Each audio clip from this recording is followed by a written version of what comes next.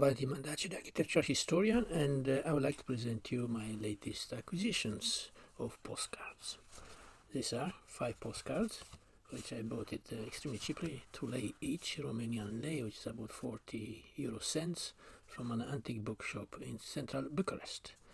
They range from 1912, this one was sent in 1912 from Paris, is La Madeleine Church, by a girl, a Romanian girl who was waiting to register for a girls' school there.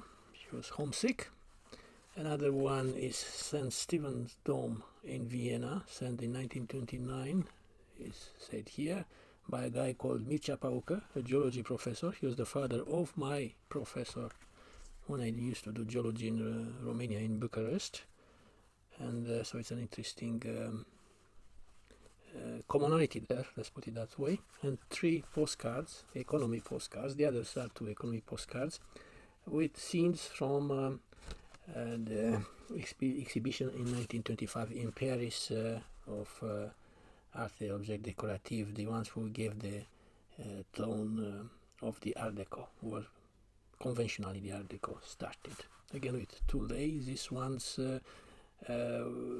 which are charting such an important moment in architecture history, would be at least 10 euro in my opinion. So I managed to get a good bargain, about 40 cents each. Let's go and see them in details. I scanned them for you and try to examine them together. Let's go to the page showing that. As I say, the first is the Madeleine Church. It's a church built between, as you said here, 1764 and 1842, a church which catches the fast changing fashions of that period, from the Greek classical craze, I mean the neoclassical phase of arts and architecture in Western Europe in that period, to the Empire one of Napoleon era, and then again this kind of imperial craze just before Napoleon III. Although I say it here that is built according to a Greek temple shape, affect la forme d'un temple grec. It's a melange, it's a mix-up between Greek and Roman forms. For example, these monumental stairs are typical of Roman temples, stairs and temples sitting on a platform. Also, the columns, these magnificent Corinthian columns, they are more peculiar to the Roman temples than the Greek ones, which usually are Doric and Ionic. And what is Greek? Mainly probably the general plan of the church, which is a pseudo-dipteral plan. That means it's surrounded by columns, and then the side columns of the walls, it's a corridor there between these columns here and the other on the other side. They are engaged columns, so they are pseudo-fake columns in a way. That's why it's called pseudo-dipteral, 2 wings. 2 fake wings, something like that. So that is probably the general plan of a Greek temple. Also, the pediment probably is something, the rich pediment, decorative pediment of the Madeleine Church, is something to do with this idea of a Greek-shaped temple. Although there are missing those features like acrotiri in the palmettes, which are decorating the corner usually of the Greek temples. So it's a mix-up according to the fashions of the day, because it took so long to build, nearly 8 years. Let's see what is on the back of the postcard. Is here. The writing is a girl from somewhere in southern Moldavia, province of Moldavia, of Romania, or Dobești, the provincial girl probably, who's sending the postcard to her parents. And she said that she is waiting yet for a place in a girls' school over there in Paris, and she is homesick, dead homesick, as she said here. It's a bit amusing, the letter, written in 1912, just before the Great War, and it shows to you the peaceful and prosperous times of that period, quite global in a way, people sending their children to good schools in Paris from provincial Romania. A world which was obliterated forever by the First World War. We are still living, in a way, in the consequences of that cataclysm, and it gives you a glimpse how the world would have been probably a bit better without that conflagration and what followed after. The other postcard, 1929 was sent, is St. Stephen Dome in Vienna, of course. Is the largest Gothic cathedral in Central Europe. It's a statement of Western civilization. This dome, this cathedral, stood in the town at the two great sieges of Vienna by the Ottoman Turks, who, if they would have conquered Vienna, the entire Europe was open to them. So it is a place with special meaning for the entire Western European civilization. More interesting is what is written on its back by the guy who sent it, Mircea Pauca, as I said, here saying Mircea Pauca is the signature. It's where he says that he came and visited this wonder of the Gothic style, which was located somewhere above the catacombs, he said here. Mircea Pauca is a geologist interested in paleontology. He was one of the best ancient fish specialists from Oligocene period. It's the beginning of the Neozoic era. And he tried to reconstruct the environment, the geological environments, ancient environments in and around the Carpathians, what is now Romania. And he managed to chart for, let's say, all of this period, the long period of millions of years, when the Carpathian chain was formed, to see what was there, initially in oceanic environment, water similar with the Indian and Pacific Ocean waters, which were reaching over here. And also, as the tectonic plates are moving, these waters were becoming fresher and fresher because of the rivers flowing into them and not communicating with the ocean of those times of millions of years ago.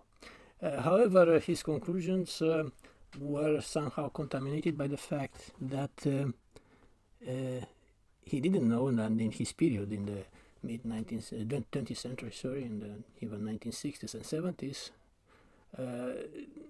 they didn't know properly about the tectonic plate movement theory.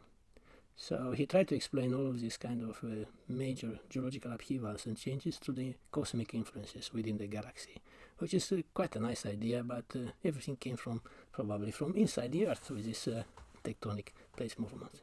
So he's one who put the basis of the study of the old environments over here.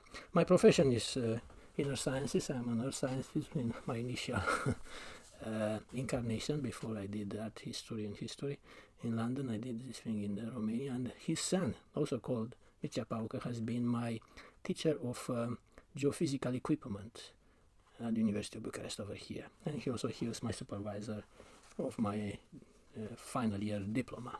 I was doing a study in marine gravimetry in the Black Sea, and he was supervising it. So, look what a small world. I found this letter from my teacher's father, this postcard, at the antique bookshop.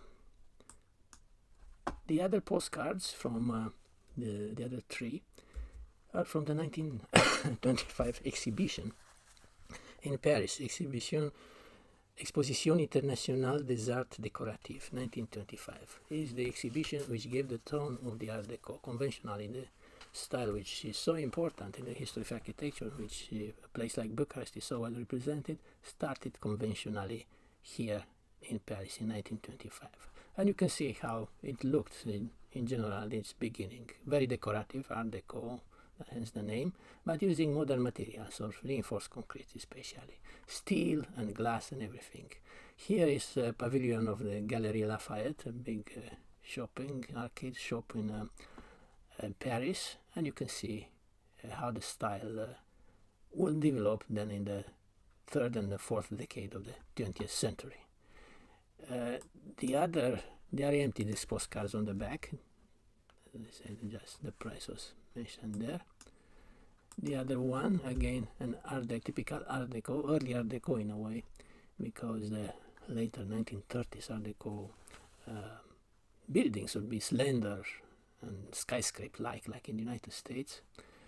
even if they are of small dimensions. This is from the beginning of this technology of reinforced concrete and steel and glass. Again, a pavilion of a big shop, Mandache, in this exhibition. I think it's quite a good angle on which to see the characteristics of Art Deco, especially the rule of three. Elements grouped in three, as you see here, is exactly the period of the Egyptian and ancient Egyptians motifs craze, which comes with the discovery of the tomb of Tutankhamun by Howard Carter. They percolate the Art Deco. Even in Bucharest you can see this rule of three all over the places from the 1930s. There is another photograph, postcard from the same exhibition, of a pavilion of a French town, Pavillon de Mulhouse. Mulhouse is the town in Alsace, the second town after largest town after Strasbourg. But this one looks more as a kind of modern interpretation of a traditional architecture in that area, which is a kind of mix of German and French architecture. Less Art Deco, more Art Nouveau if you look at these tiles, decorative tiles on the roof, and these motifs on the windows, or this pergola over here.